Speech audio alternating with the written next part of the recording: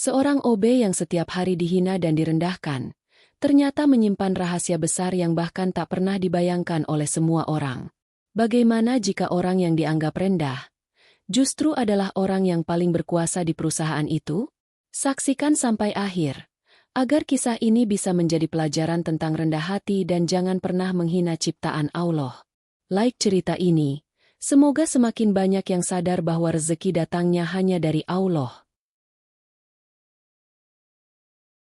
Pagi itu, langit kota masih kelabu.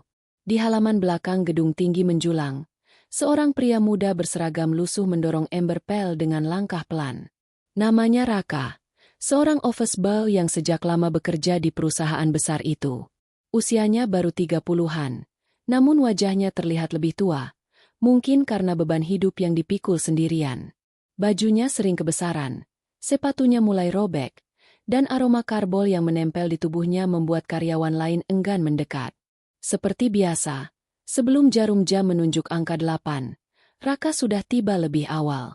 Tangannya terbiasa mengelap meja, menyapu lorong, hingga mengangkat tumpukan sampah kantor. Setiap gerakan ia lakukan tanpa banyak bicara.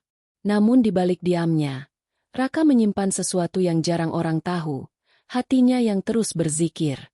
Dalam setiap hembusan napas, ia berbisik lirih menyebut nama Allah, seakan itu sumber tenaganya untuk bertahan. Meski begitu, bukannya dihargai, kehadirannya justru sering menjadi bahan olok-olok. Hei, jangan lupa ya, pel sampai kinclong, OB. Kalau kotor, gaji kau potong. Teriak salah satu karyawan muda yang lewat sambil tertawa. Raka hanya menunduk, menahan diri, meski hatinya perih mendengar kata-kata yang menusuk. Pernah suatu kali, saat ia sedang membersihkan lantai, seorang pegawai wanita bersepatu hak tinggi sengaja melangkah di area yang baru dipel, meninggalkan jejak kotor. Kerjamu lamban sekali, OB. Percuma saja kalau hasilnya begini. Ucapnya sinis. Di antara hiruk-pikuk ejekan itu, Raka tetap bersabar. Ia tahu dirinya dipandang rendah karena pekerjaan kasar yang dijalaninya. Namun, ia juga tahu bahwa di hadapan Allah, derajat manusia tidak diukur dari seragam atau jabatan, melainkan dari ketulusan hati dan kesungguhan ibadah. Kalimat itu yang selalu ia ulang dalam hati, menenangkan diri di tengah badai hinaan.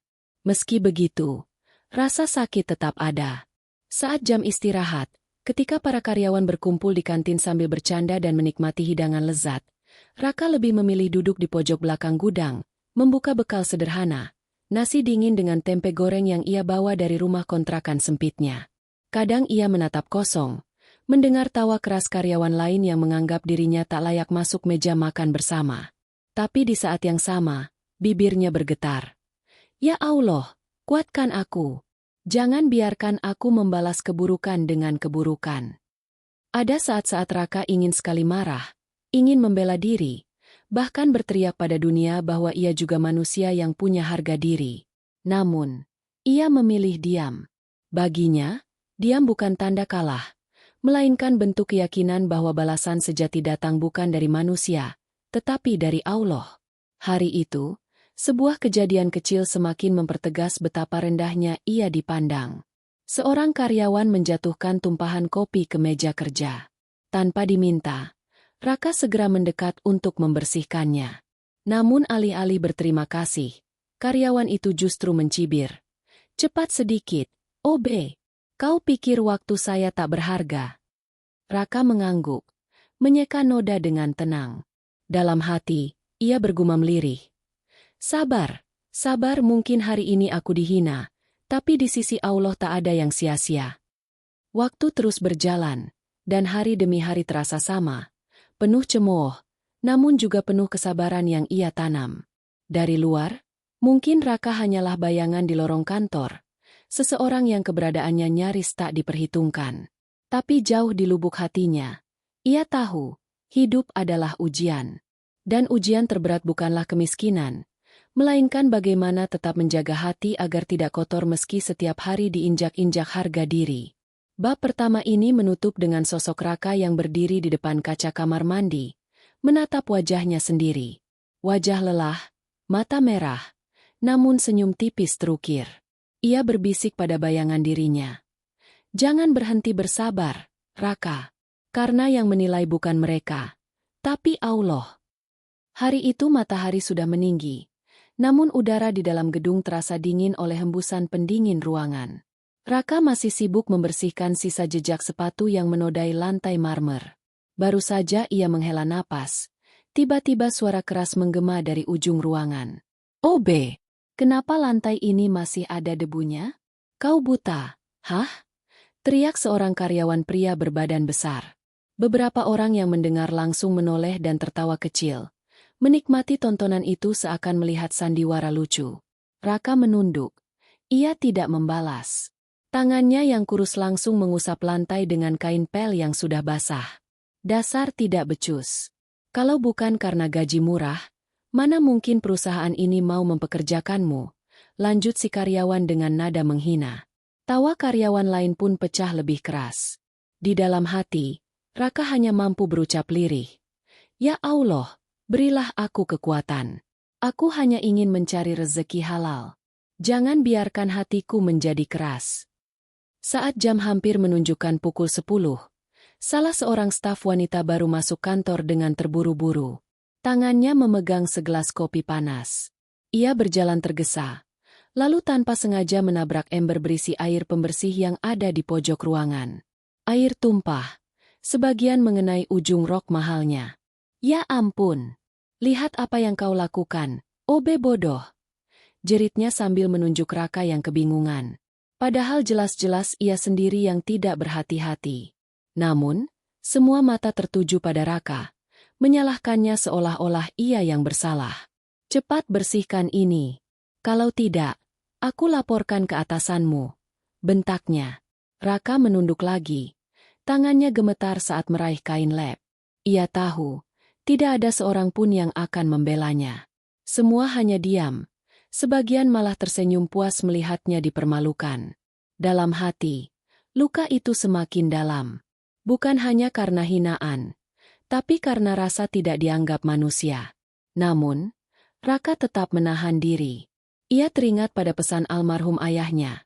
Jangan pernah melawan keburukan dengan keburukan, karena balasan terbaik hanya milik Allah. Siang menjelang, semua karyawan berkumpul di kantin. Meja-meja penuh dengan makanan mewah, mulai dari ayam goreng renyah, sup hangat, hingga aneka kue impor. Sementara itu, Raka berjalan melewati kantin dengan bekal plastik kecil di tangannya. Ia sudah hafal pandangan sinis yang akan ia terima bila duduk di sana. Maka ia memilih pergi ke gudang belakang. Di gudang sempit dan berdebu itulah Raka duduk di atas kursi kayu reot. Ia membuka bekalnya. Nasi dingin dengan sepotong tempe dan sambal sederhana. Sambil mengunyah pelan, ia mendengar tawa dari kantin yang terdengar hingga ke gudang. Lihat Tobe itu. Bawa bekal macam orang desa. Tidak malu apa dia kerja di perusahaan besar. Suara seorang karyawan terdengar hingga ke telinganya. Meski mereka tidak tahu bahwa Raka mendengar. Raka berhenti mengunyah. Dadanya terasa sesak. Matanya panas. Ia menatap tembok kosong di depannya, lalu menunduk. Dalam sepi, ia berucap, "Ya Allah, jangan biarkan aku membenci mereka. Aku takut kalau hatiku dipenuhi dendam. Ajari aku untuk tetap sabar." Air matanya menetes, jatuh ke atas bekal yang sederhana itu. Setelah makan, ia kembali bekerja. Namun ejekan tidak berhenti. Ada yang sengaja menjatuhkan tumpukan kertas lalu berteriak. "Obe, sini cepat. Angkat semua ini. Kalau lambat, gajimu dipotong." Ada pula yang sengaja menyuruh Raka mengangkat galon besar sendirian. Punggungnya terasa sakit, keringat bercucuran. Namun ia tetap melakukannya tanpa protes. Di tengah semua itu, hanya ada satu hal yang membuat Raka bertahan. Keyakinan bahwa setiap langkah, setiap tetes keringat, jika diniatkan karena Allah, tidak ada yang sia-sia. Ia percaya, hinaan manusia hanyalah ujian. Ia terus berpegang pada doa yang berulang kali ia bisikkan dalam hati. Ya Allah, aku tidak punya siapa-siapa selain Engkau. Hanya Engkau yang tahu isi hatiku. Sore menjelang, gedung perlahan sepi. Karyawan satu persatu pulang dengan wajah puas. Raka masih sibuk merapikan meja, menyapu lorong, dan mengunci ruangan. Saat ia berjalan pulang, tubuhnya terasa letih, namun langkahnya tetap tegak. Hinaan masih membekas, tapi ia belajar menutup luka itu dengan senyum kecil. Di perjalanan pulang, ia berhenti sejenak di sebuah musola kecil di pinggir jalan. Ia duduk di pojok, menundukkan kepala, dan meneteskan air mata di hadapan Sang Pencipta. Ya Allah, aku tahu, hidup ini bukan untuk dipuji manusia. Hidup ini hanya untuk MU. Beri aku kesabaran sampai Engkau tunjukkan kebenaran. Hari-hari penuh hinaan seakan tak pernah berhenti menimpa Raka. Namun sore itu, di saat tubuhnya nyaris tak sanggup lagi menahan letih, sebuah peristiwa kecil mulai mengubah jalannya cerita. Raka baru saja selesai mengangkat galon air ke lantai 3. Keringat menetes dari pelipisnya, seragam lusuhnya basah. Saat hendak berbalik, terdengar suara lembut memanggil. "Mas, sebentar." Raka terhenti, menoleh.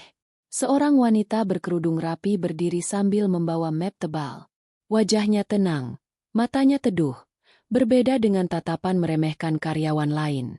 Dialah Siti, salah satu staf administrasi yang dikenal rajin dan ramah.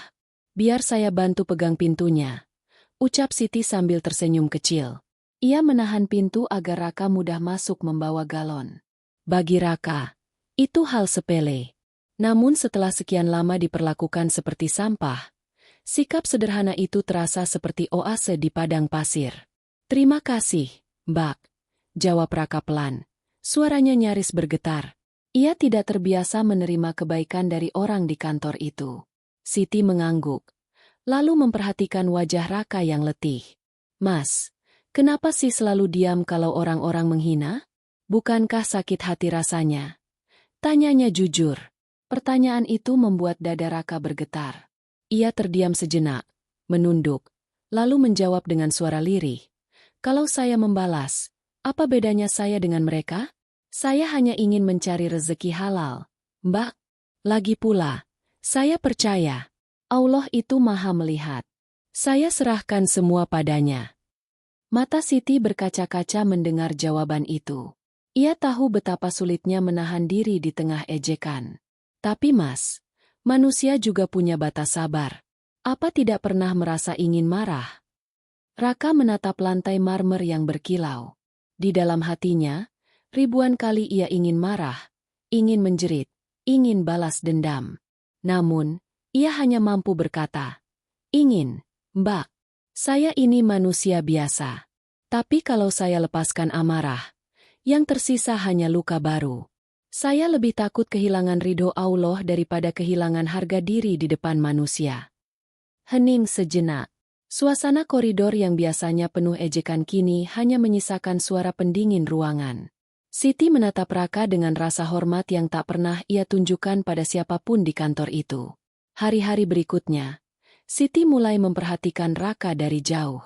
Saat karyawan lain tertawa menghina, Siti justru menunduk, menolak ikut-ikutan. Kadang, ia sengaja membawakan air minum untuk Raka di kala panas, atau sekadar menyapanya dengan senyum. Hal-hal sederhana yang membuat Raka merasa ada manusia yang masih menghargainya. Suatu siang, ketika semua karyawan pergi ke kantin, Siti menemukan Raka duduk di gudang, membuka bekal sederhana seperti biasa. "Mas, boleh saya duduk sini?" tanyanya sopan. Raka terkejut, karena belum pernah ada karyawan yang mau duduk makan bersamanya. "Tentu, Mbak. Tapi di sini kotor."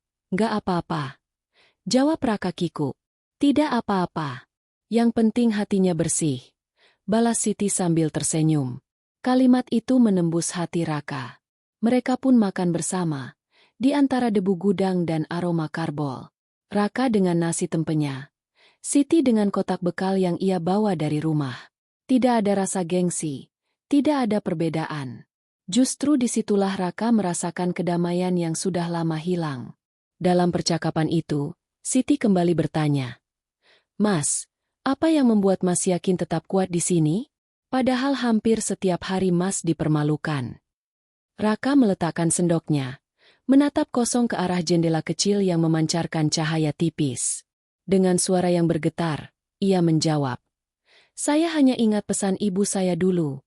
Nak, jangan takut miskin. Jangan takut dihina. Takutlah kalau kau jauh dari Allah. Itu yang selalu saya pegang. Jadi, setiap kali dihina, saya berusaha meyakinkan diri. Mungkin ini cara Allah menguji seberapa kuat sabarku. Air mata Siti hampir menetes. Ia menahan. Tapi dadanya sesak mendengar keteguhan hati seorang OB yang selama ini diremehkan. Ia merasa malu pada dirinya sendiri. Betapa sering ia mengeluh hanya karena pekerjaan menumpuk. Sementara di depannya ada seorang laki-laki yang setiap hari diperlakukan tidak adil, namun tetap bisa tersenyum. Hari itu, Siti pulang dengan hati berbeda. Ia mulai menatap Raka bukan sebagai OB, tapi sebagai manusia yang justru lebih mulia dalam kesabarannya. Sedangkan Raka, untuk pertama kalinya setelah sekian lama, merasakan sedikit hangatnya penghargaan. Sepekan setelah pertemuan kecil antara Raka dan Siti, suasana kantor kembali diwarnai hiruk-pikuk. Bukan sekadar karena pekerjaan, melainkan karena kehadiran sosok yang paling ditakuti sekaligus dibenci banyak orang. Arman, direktur perusahaan. Tubuhnya tegap, jas mahal selalu melekat. Parfum luar negeri menyengat hingga memenuhi ruangan. Dari luar, ia tampak berwibawa. Namun di balik raut wajahnya, ada kesombongan dan kerakusan yang menular hingga ke darah karyawan lain. Arman memasuki kantor dengan langkah keras. Diikuti dua asistennya yang selalu menunduk. Suara sepatunya beradu dengan lantai marmer, menimbulkan gema yang membuat semua karyawan spontan berdiri, pura-pura sibuk agar tidak disemprot. Begitu sampai di tengah ruangan, ia menepuk meja besar dan berkata lantang, target bulan ini harus naik 2 kali lipat. Saya tidak peduli bagaimana caranya. Kalau tidak tercapai, kalian semua saya potong bonusnya. Suasana mendadak mencekam. Beberapa karyawan saling pandang dengan wajah cemas. Namun Arman tidak peduli. Baginya, bawahan hanyalah pion yang bisa diperas untuk menambah pundi-pundi kekayaannya. Ia bahkan tidak segan mengambil jatah keuntungan perusahaan untuk kepentingan pribadi. Raka yang sedang membersihkan meja di ujung ruangan mendengar semua itu. Ia tahu betul, banyak pegawai mengeluh gaji telat atau bonus dipotong tanpa alasan jelas. Namun di hadapan Arman, tidak ada yang berani bersuara. Semua tunduk, seakan nyawa mereka tergantung pada tanda tangan sang direktur. Tiba-tiba, Arman menoleh ke arah Raka. Hei, OB, sini kau. Suaranya menggelegar. Raka segera menghampiri dengan langkah gugup. Iya, Pak. Arman menyipitkan mata, lalu menunjuk noda kecil di sudut meja rapat. Apa kerjaanmu seharian? Bayangkan, meja semahal ini masih ada noda. Kalau kau tidak bisa bersihkan, kau saya pecat. Beberapa karyawan tertawa menahan geli melihat Raka dipermalukan. Raka menunduk, mengambil kain lap dan segera membersihkan noda itu dengan sabar. Namun hatinya terasa diremas. Ia tahu, Arman hanya mencari alasan untuk merendahkannya. Arman tersenyum sinis. Lihat semua. Beginilah akibatnya kalau orang bodoh bekerja di tempat orang pintar. Jadi bahan hiburan saja. Ucapannya membuat seisi ruangan tergelak. Siti yang berada di sudut hanya bisa menunduk, menahan amarah. Namun ia sadar, jika melawan, justru dirinya yang akan jadi sasaran berikutnya. Hari-hari berikutnya memperlihatkan wajah asli keserakahan Arman. Ia memerintahkan proyek-proyek fiktif, memotong dana operasional, dan memaksa bawahan menandatangani laporan keuangan yang penuh manipulasi.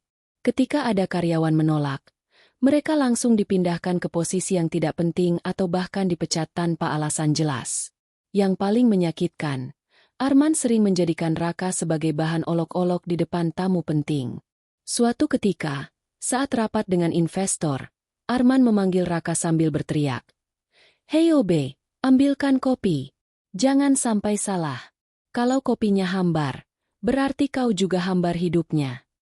Tamu tertawa, sementara wajah Raka merah menahan malu.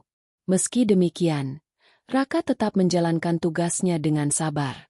Dalam hati ia berucap, Ya Allah, jangan biarkan aku menaruh dendam. Aku tahu, Engkau Maha melihat. Engkau pasti tahu siapa yang zalim.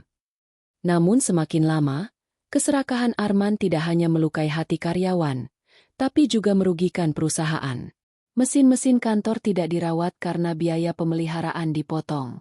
Proyek besar terbengkalai karena dana dialihkan ke rekening pribadinya.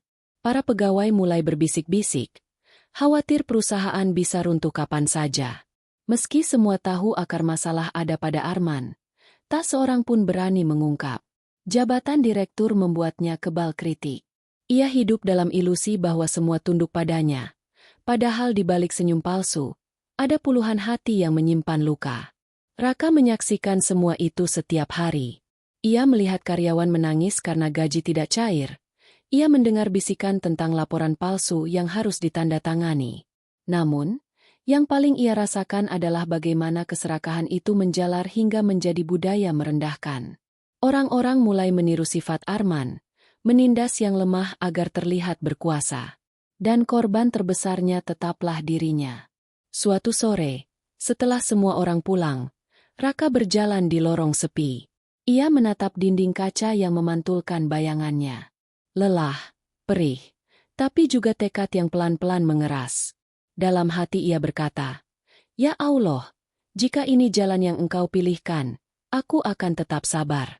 Tapi aku yakin, tidak ada kezaliman yang Engkau biarkan selamanya." Dengan langkah tertatih, ia menutup pintu kantor. Tidak ada yang tahu bahwa di balik keserakahan Arman yang kian menjadi-jadi, Allah sedang menyiapkan skenario yang jauh lebih besar. Pagi itu kantor kembali ramai seperti biasa. Namun di balik hiruk-pikuk suara keyboard dan telepon berdering, ada bisikan-bisikan yang tidak biasa terdengar. Sejumlah karyawan berkumpul di pojok pantry, berbicara dengan nada rendah, seakan takut ada telinga asing yang mendengar. Katanya, perusahaan ini sebenarnya bukan milik Pak Arman. Loh, ucap seorang staf wanita dengan suara bergetar. Seorang rekan prianya mengernyit. Maksudmu? Dia kan direktur.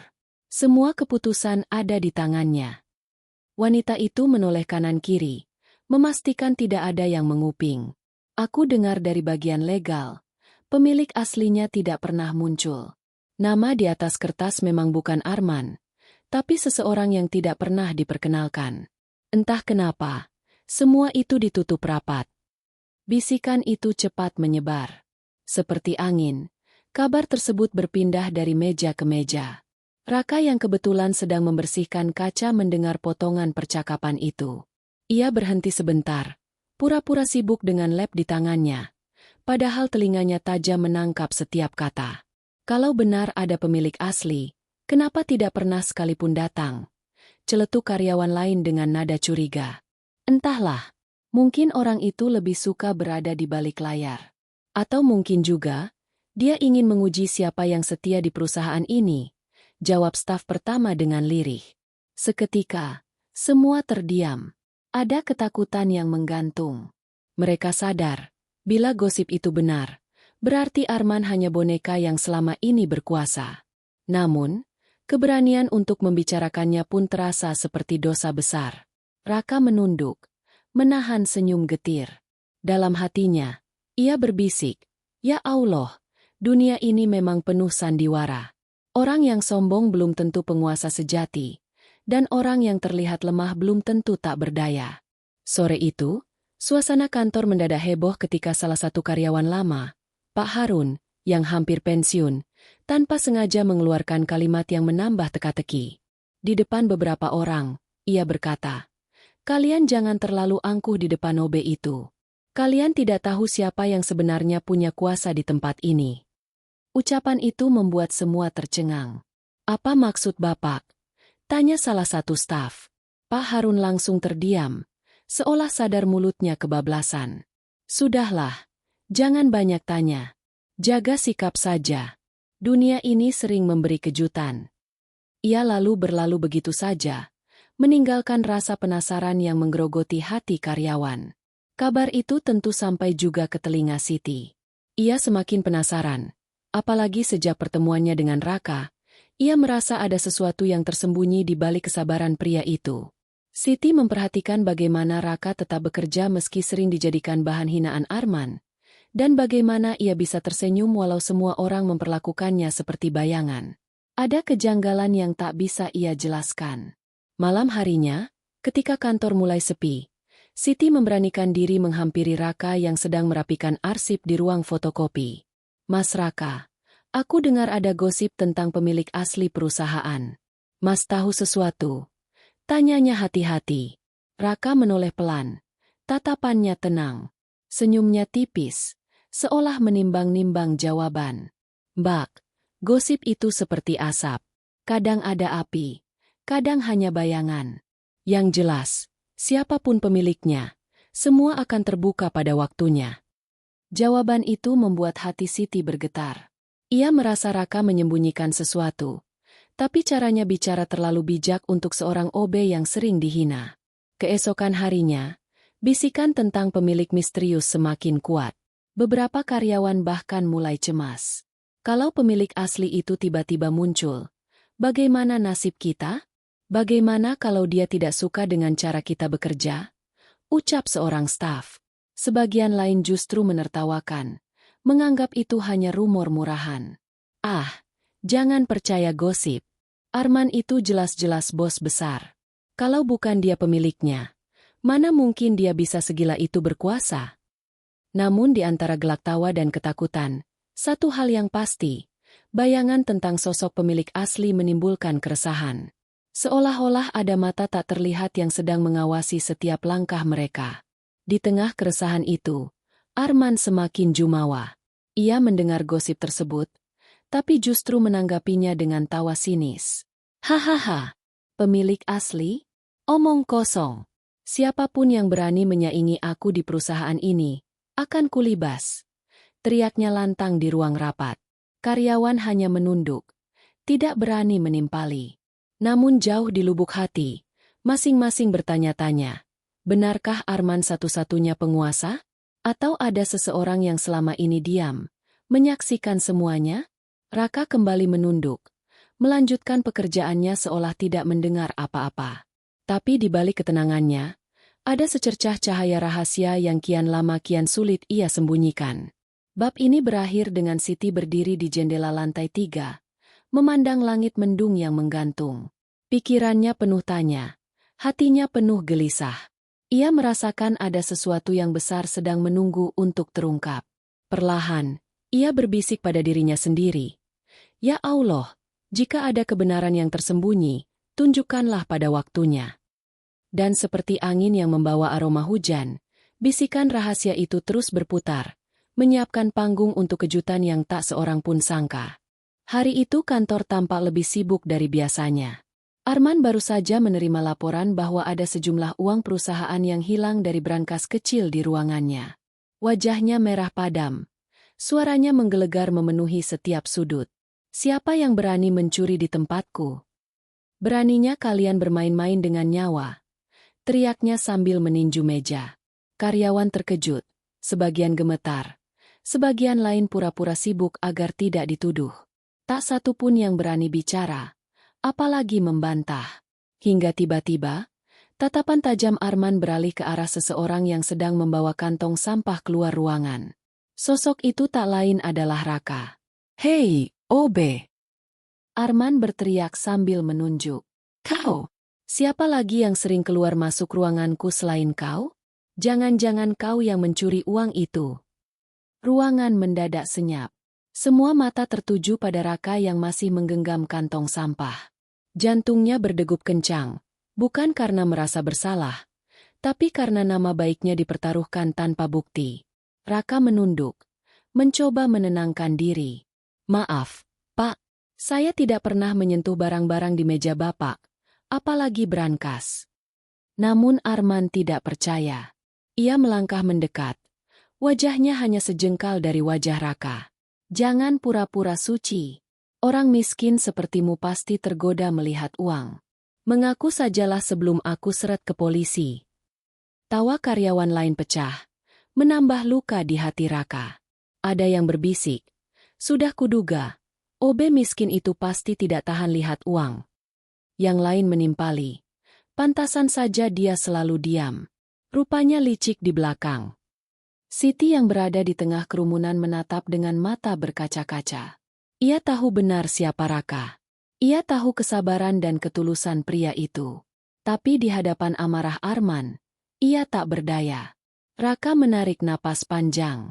Dengan suara lirih namun tegas ia berkata, "Pak, demi Allah, saya tidak melakukan itu.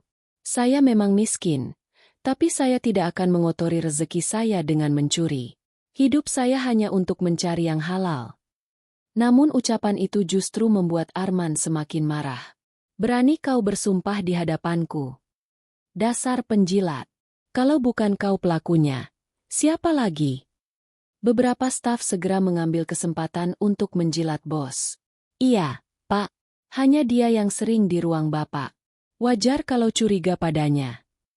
Lagi pula siapa yang percaya OB bisa jujur?" Raka terdiam. Rasanya dadanya dipukul berkali-kali. Bukan hanya tuduhan, tapi pengkhianatan dari orang-orang yang bahkan tidak mengenalnya. Keringat dingin membasahi punggungnya.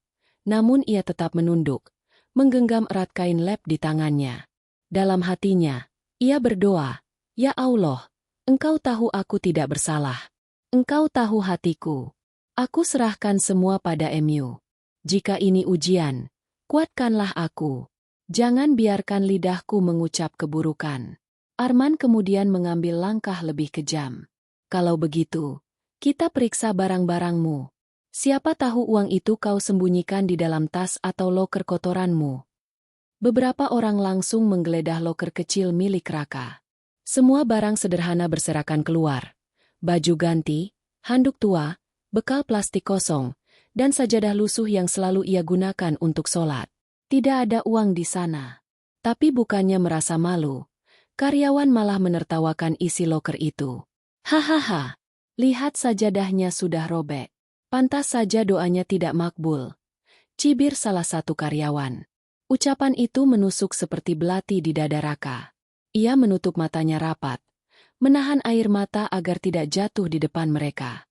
Namun hatinya berteriak, "Ya Allah, aku masih punya MU.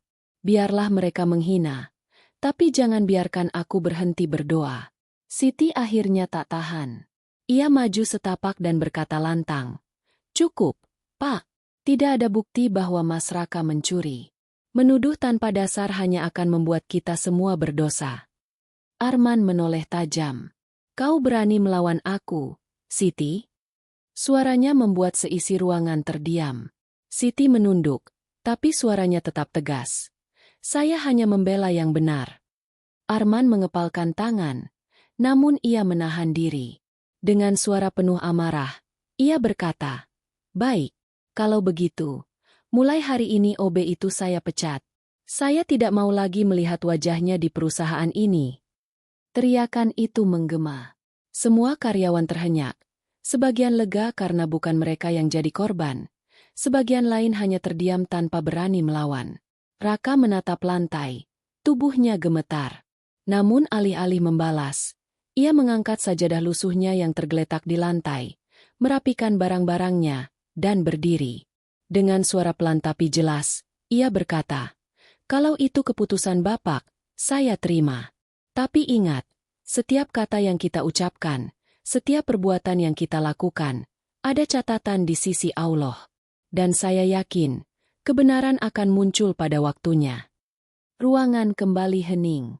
Semua mata mengikuti langkah Raka yang meninggalkan kantor dengan tenang, meski hatinya berdarah. Sejak tuduhan keji yang menimpa Raka, suasana kantor tidak lagi sama. Walau banyak karyawan berpura-pura melupakan kejadian itu, bisikan-bisikan tetap terdengar di sela pekerjaan. "OB itu pasti malu luar biasa," ucap seseorang sambil menekan touch keyboard. "Syukurlah dia sudah dipecat. Kantor jadi lebih tenang," timpal yang lain. Namun di balik kata-kata itu, ada juga rasa kosong yang tidak bisa mereka jelaskan. Raka tidak muncul keesokan harinya, dan tidak juga di hari-hari berikutnya. Loker kecilnya dibiarkan kosong, sajadah lusuhnya tak lagi terhampar di pojok gudang, dan aroma karbol yang biasa menempel di seragamnya hilang dari lorong-lorong. Seakan-akan kepergiannya meninggalkan ruang hampa yang tak bisa diisi siapapun. Siti merasakan itu paling dalam. Tiap kali melewati gudang belakang, matanya mencari-cari sosok Raka, berharap ia masih duduk dengan bekal sederhana di tangannya. Namun yang ia dapati hanya kursi reot yang kini berdebu, tanpa pemilik. Hatinya lah yang kini dihantui perasaan bersalah. Ia merasa tidak cukup kuat membela Raka saat fitnah itu meledak. Malam hari, Siti tak bisa tidur. Ingatannya kembali ke kata-kata Raka. Saya lebih takut kehilangan ridho Allah daripada kehilangan harga diri di depan manusia. Kalimat itu terus berputar di kepalanya, menimbulkan perasaan yang campur aduk antara kagum, haru, sekaligus kehilangan. Di kantor, Arman terlihat semakin puas. Ia berjalan dengan dada membusung, merasa telah menyingkirkan duri dalam daging. Lihat sekarang, katanya pada asistennya. Tidak ada lagi orang miskin menjijikkan yang mengotori pandangan mata saya. Kata-kata itu membuat sebagian karyawan tertawa basa-basi, meski di hati mereka ada keganjilan yang tak terucapkan. Tanpa Raka, banyak hal kecil justru mulai berantakan. Meja rapat sering berdebu, lantai tidak sebersih dulu, bahkan tanaman di lobi mulai layu karena lupa disiram. Orang-orang baru yang menggantikan pekerjaan OB tidak punya ketekunan seperti Raka. Dan pelan-pelan, karyawan menyadari, ada yang hilang dari ritme kantor. Bukan hanya tenaga, tapi juga ketenangan yang dulu diam-diam dihadirkan oleh Raka. Suatu siang, Siti duduk di musola kantor. Air matanya jatuh tanpa bisa ia tahan. Ia berdoa lirih. Ya Allah, hamba merasa bersalah. Hamba tahu Mas Raka tidak bersalah. Engkau saksi betapa ia sabar, betapa ia dizalimi. Jika ini memang takdir MU, tolong jaga dia dimanapun ia berada. Doa itu membuat dadanya sedikit lega, tapi juga menambah kerinduan pada sosok yang kini entah di mana. Sementara itu, gosip tentang pemilik misterius perusahaan semakin ramai dibicarakan. Ada yang mengaitkan kepergian Raka dengan isu itu. Jangan-jangan OB itu tahu sesuatu, makanya dia tiba-tiba menghilang, bisik seorang karyawan. Yang lain menimpali. Atau malah dia memang punya hubungan dengan pemilik asli? Bukankah aneh? OB seperti dia bisa setenang itu walau dihina. Bisikan itu tidak sampai ke telinga Arman. Atau mungkin sengaja ia abaikan. Ia terlalu sibuk dengan keserakahannya, menutup mata dari tanda-tanda bahwa fondasi kekuasaannya mulai rapuh. Malam-malam berikutnya, Siti masih berharap ada kabar. Ia berjalan pulang melewati musola kecil di pinggir jalan, tempat yang dulu pernah ia lihat Raka singgah. Namun bangku di pojok tetap kosong, tanpa suara doa lirih yang biasanya terdengar. Hanya bayangan lampu jalan yang menemani. Dalam keheningan itu, Siti sadar, kepergian Raka bukan sekadar kehilangan seorang OB. Ada sesuatu yang lebih besar yang sedang disiapkan. Seperti awan hitam sebelum hujan deras. Hilangnya Raka adalah tanda bahwa badai akan segera datang. Hari itu kantor dipenuhi suasana yang berbeda dari biasanya. Tidak ada teriakan Arman yang menggema sejak pagi. Tidak ada tawa ejekan yang biasanya dilemparkan karyawan kepada siapa saja yang dianggap lemah. Justru ada ketegangan samar. Seakan-akan udara membawa kabar besar yang belum terucapkan. Menjelang siang, pintu kaca utama kantor berderit terbuka. Seorang pria berpakaian rapi masuk dengan langkah mantap. Jasnya hitam pekat, dasi terikat sempurna, dan sorot matanya tajam penuh wibawa. Di belakangnya, dua orang pengacara menyusul, membawa map tebal berisi dokumen. Suasana langsung hening, setiap karyawan menoleh, saling berbisik dengan wajah penuh tanda tanya. Siapa itu? Bisik seorang staf. Belum pernah lihat sebelumnya. Tapi aura orang ini berbeda. Jawab yang lain. Pria itu tidak banyak bicara. Ia hanya menatap sekeliling ruangan, memperhatikan satu persatu karyawan yang kini menunduk canggung. Dengan suara tenang namun dalam, ia berkata, "Panggilkan direktur kalian. Aku ingin bertemu sekarang." Beberapa orang buru-buru menghampiri ruangan Arman. Tak lama kemudian, Arman keluar dengan wajah terkejut. Untuk pertama kalinya, sosok yang penuh kesombongan itu terlihat gugup. "Tuan, siapa Anda?" tanyanya kaku. Pria itu melangkah mendekat, meletakkan map dokumen di atas meja resepsionis. "Aku adalah pemilik sah perusahaan ini. Mulai hari ini, semua laporan akan aku periksa sendiri. Dan aku ingin tahu, bagaimana perusahaan ini dijalankan di bawah tanganmu. Sekejap, seisi kantor terdiam. Bisikan yang selama ini hanya dianggap gosip kini meledak jadi kenyataan. Pemilik asli benar-benar muncul. Arman tersenyum paksa, mencoba menutupi kegugupannya. Ah, tentu. Tapi kenapa baru sekarang Anda datang? Selama ini saya yang bekerja keras menjaga perusahaan ini tetap berjalan. Pria itu menatapnya dingin. Menjaga? Atau merusak demi kepentingan pribadi? Nada suaranya tidak meninggi, tapi cukup untuk membuat bulu kuduk semua orang meremang. Siti yang menyaksikan dari kejauhan merasakan sesuatu bergetar dalam dirinya. Sejak awal, hatinya sudah merasa ada yang aneh dengan semua gosip tentang pemilik misterius.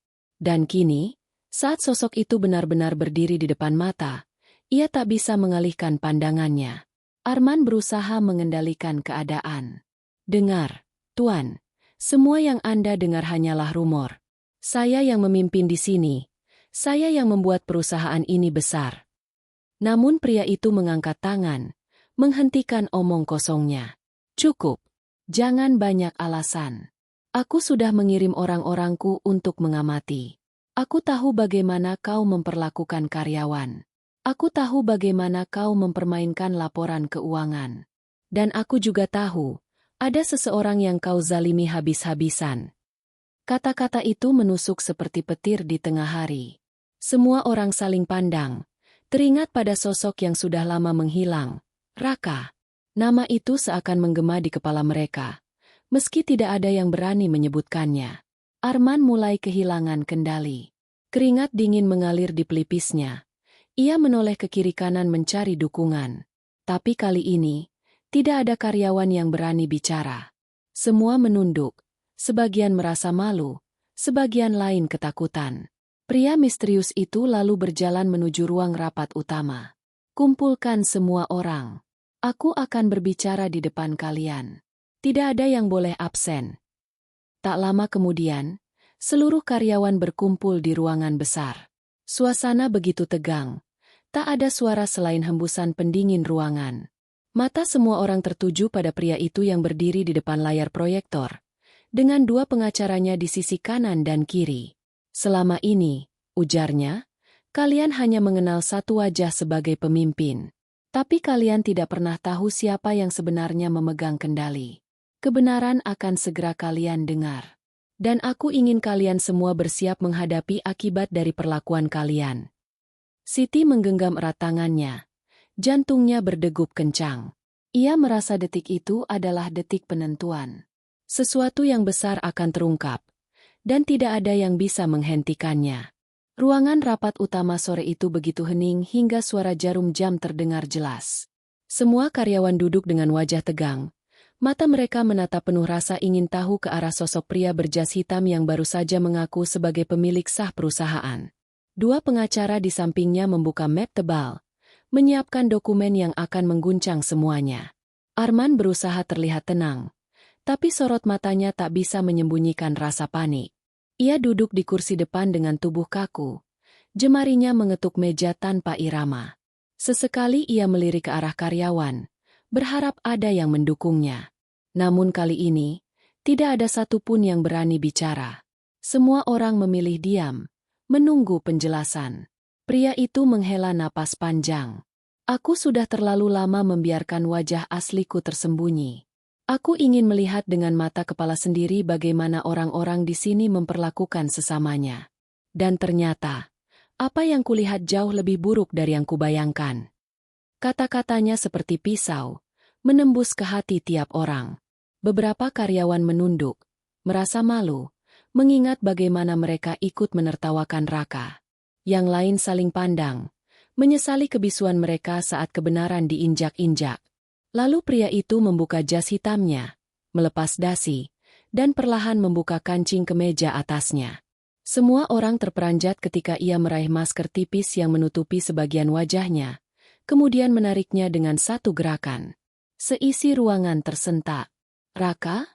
Teriak beberapa karyawan hampir bersamaan. Ya. Sosok yang berdiri di depan mereka, dengan aura wibawa tak terbantahkan, adalah Raka, OB yang selama ini mereka hina, remehkan, bahkan tuduh mencuri. Hanya kini, ia bukan lagi pria dengan seragam lusuh dan bau karbol, melainkan seseorang yang berdiri tegak dengan sorot mata penuh kekuatan. Arman melompat dari kursinya. Wajahnya pucat pasi. Tidak mungkin. OB rendahan itu, pemilik perusahaan ini? Suaranya bergetar, setengah tidak percaya. Raka menatapnya dalam-dalam. Suaranya tenang, tapi penuh getaran emosi yang ditahan begitu lama. Kau benar, Arman. Aku memang bekerja di sini sebagai OB. Aku membersihkan lantai, mengangkat galon, bahkan menerima hinaan tanpa balas. Tapi semua itu kulakukan bukan karena aku tidak mampu. Aku ingin tahu siapa yang benar-benar berakhlak, dan siapa yang buta oleh kesombongan. Ruangan bergemuruh dengan bisikan panik. Ada yang menutup mulut, ada yang meneteskan air mata, ada juga yang menunduk malu tak sanggup menatap wajah Raka. Siti menatapnya dengan mata berkaca-kaca. Di dalam hatinya, ia merasa doa-doanya selama ini terjawab. Raka melanjutkan, suaranya semakin tajam. Aku melihat dengan mata kepalaku sendiri bagaimana kau, Arman, merampas hak orang lain, menindas bawahanmu, dan merendahkan orang yang kau anggap kecil. Kau pikir dunia ini milikmu. Padahal, semua yang kita punya hanyalah titipan. Dan titipan itu bisa diambil kapan saja oleh Allah. Kata Allah meluncur dari bibir Raka dengan penuh kehusyukan. Setiap orang yang mendengarnya merasakan getaran di dada, seakan tersadar betapa selama ini mereka hidup tanpa hati. Arman berusaha menyangkal. Ini tidak adil. Semua orang tahu aku yang memimpin di sini. Kalau kau benar pemiliknya, kenapa kau menyamar jadi OB? Raka tersenyum tipis. Tatapannya menusuk. Karena aku ingin melihat siapa yang benar-benar tulus bekerja, siapa yang menghargai sesama manusia, dan siapa yang terjebak dalam kesombongan. Aku ingin menyaksikan dengan jelas, tanpa topeng, tanpa pencitraan. Dan kini, aku sudah tahu siapa dirimu. Air mata mulai jatuh dari mata beberapa karyawan. Mereka teringat bagaimana mereka ikut menertawakan Raka, memandang rendah bekalnya yang sederhana, bahkan menghina sajadah lusuhnya. Kini semua rasa itu kembali menampar wajah mereka sendiri. Siti, dengan suara bergetar, akhirnya maju satu langkah. Mas Raka, aku tidak pernah menyangka. Kalimatnya terhenti karena tangis yang ia tahan sejak lama pecah begitu saja. Raka menatapnya dengan lembut. Mbak, engkau tidak perlu minta maaf. Engkaulah satu-satunya yang berani menghargai aku ketika yang lain hanya menertawakan. Aku sudah tahu siapa yang berhati bersih. Arman semakin panik. Ia mencoba berdiri dan mendekati Raka, tapi dua pengacara langsung menahan. Tidak, aku tidak terima. Aku direktur di sini. Aku. Diam, Arman. Potong Raka dengan suara lantang yang menggema di seluruh ruangan. Untuk pertama kalinya, suara itu terdengar bukan sebagai keluhan seorang OB, melainkan perintah seorang pemimpin sejati. Mulai hari ini, kekuasaanmu berakhir. Suasana rapat pun mencapai puncak ketegangan. Semua orang sadar, apa yang mereka saksikan bukan sekadar pengungkapan identitas, melainkan pembalikan takdir yang sepenuhnya tak mereka sangka. Raka, si OB yang selama ini diinjak-injak, kini berdiri sebagai pemilik sah perusahaan, dan kebenaran mulai menunjukkan wajahnya. Suasana ruang rapat berubah menjadi panggung kebenaran. Tidak ada lagi tawa ejekan. Tidak ada lagi wajah-wajah yang berani mengangkat kepala. Semua karyawan duduk terpaku, sebagian pucat pasi, sebagian lain menunduk dalam-dalam, seakan ingin menghilang di telan lantai. Sorot mata mereka tertuju pada sosok yang kini berdiri di depan dengan penuh wibawa. Raka, bukan lagi OB lusuh yang hina, melainkan pemilik sah perusahaan. Arman masih berdiri terpaku di kursinya. Wajahnya memerah menahan amarah sekaligus ketakutan. Jemarinya menggenggam erat pinggiran meja, seolah itu adalah sisa kekuasaan yang masih bisa ia pegang. Namun tatapan tajam Raka membuat genggamannya gemetar. Raka menarik napas panjang, lalu melangkah maju. Suaranya terdengar berat namun tegas. Setiap kata bagai palu yang menghantam rasa bersalah di dada semua orang. Hari ini, aku ingin kalian semua mengingatnya seumur hidup. Kalian pernah melihatku sebagai OB, seseorang yang hina di mata kalian. Kalian menertawakan bekal sederhana. Kalian menghina sajadah lusuhku. Kalian memandang rendah aku seakan-akan aku bukan manusia. Tapi hari ini, Allah menunjukkan bahwa derajat manusia tidak ditentukan oleh seragamnya, tidak ditentukan oleh harta atau jabatan, melainkan oleh hati dan takwanya. Kata-kata itu membuat ruangan bergemuruh oleh isak tangis. Beberapa karyawan menutup wajah mereka, menyesali kesalahan yang selama ini mereka lakukan. Mereka merasa malu, bukan hanya pada Raka, tapi juga pada diri sendiri yang telah buta oleh kesombongan. Raka kemudian menoleh ke arah Siti. Tatapannya lembut, berbeda dengan sorot mata tajam yang ia berikan pada orang lain. Mbak Siti, engkau satu-satunya yang berani menolak ikut menghina. Engkau membelaku ketika semua orang diam. Engkau berani berkata benar meski harus melawan arus.